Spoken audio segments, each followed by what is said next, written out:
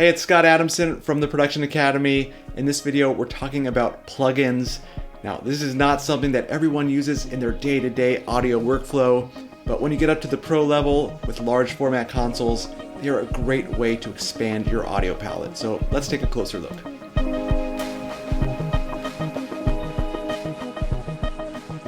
All right, thanks for watching. And if this short video does not satisfy all your audio curiosity, of course, you can head over to theproductionacademy.com and check out all of our resources there. But in the meantime, here we are talking about plugins. Now, plugins are super powerful, they're super useful, and they can sound really good. So why are they so controversial among sound engineers? In my circle of friends, engineers that tour a lot, some people love them and some people hate them. So I'm going to talk about a little bit about why certain people don't use them at all here in just a second. But first, let's just talk about what plugins are. Now, before digital consoles really came around, we mixed shows on analog consoles. And the signal path in analog channel strips is really simple. But if you wanted to use a dynamics processor like a compressor or a gate, you had to physically patch a cable into the back of the console and run it to a piece of outboard gear. So the same way that you can insert a piece of analog audio gear into an analog channel strip, you can insert a plugin into a digital signal path.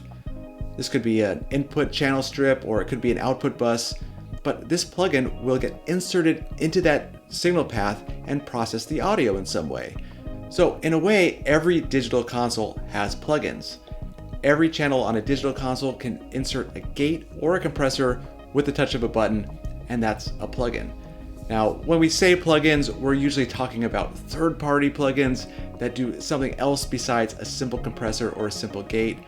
It could be a multiband compressor, it could be dynamic EQ, it could be an effect like a reverb or a distortion. It's anything that replaces an outboard piece of gear, a specialty sound or specialty processor. This plugin gets inserted into that digital signal path and processes the sound. Now, with the advancement of digital audio technology, plugins have gotten so powerful and they can do things that no analog piece of gear can do. Especially when you get into things like dynamic EQ, you can get so detailed with plugins in a way that no piece of analog gear could possibly ever do. So I know I love the way analog consoles sound, but I'd much rather have a digital console running the plugins that I like to be able to put my best mix forward. Now, I do like using one brand of plugins way more than others.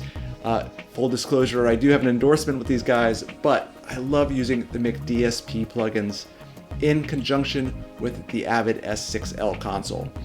Now, these are a great combination. I've had this combination out on shows at all levels recently, from arenas to huge festival sets to small clubs. All around, this combination really does sound good. Now, one of the reasons I love using this combination is that the DSP plugins run natively on the Avid S6L console. By that I mean the DSP, the digital signal processing, is done on the Avid console itself. The console has all the computing power to run the plugins. Now, this brings me to why a lot of engineers don't like using plugins. Because if you're not running plugins natively on the console, you need an external server to handle the DSP. And in fact, this is how Waves plugins work, and Waves are probably the most popular plugins on the planet. But if you're using, say, Digico consoles and you want to run Waves plugins, you need an external Waves server to handle the DSP. Now, this is just a whole other piece of gear that has to network with your audio console, and it can go wrong. I have seen shows go down because of a server failure. And also, a lot of engineers don't like using plugins because it just complicates the workflow. Especially on a digital console, if you pop in a plugin and it's not on your input screen, you have to go to another screen to navigate to it and adjust the settings and then go back to your input screen. It can deter your workflow if you're dealing with a lot of channels and are under the gun, under pressure, with not that much time, like we quite often are in live sound. So that's the reason why some engineers don't like using plugins. Like I said, I like using them for my touring front of house workflow, where I have time to go and tweak plugins for each individual instrument. It works just fine. But if I'm working in a club and trying to get 3 bands up and sound checked in 2 hours, I'm not really going to be playing around with them too much at all. So it really depends on the situation your workflow, what you're doing, what console you have, and if you do have to deal with an external server or not, how much time that's going to take out of your day. So whether you decide to use plugins or not, or even if you don't have a console that can run third-party plugins, it's still worth going online and checking out what different people offer. I recommend you check out mcdsp.com. They make some great, fantastic plugins that I love using.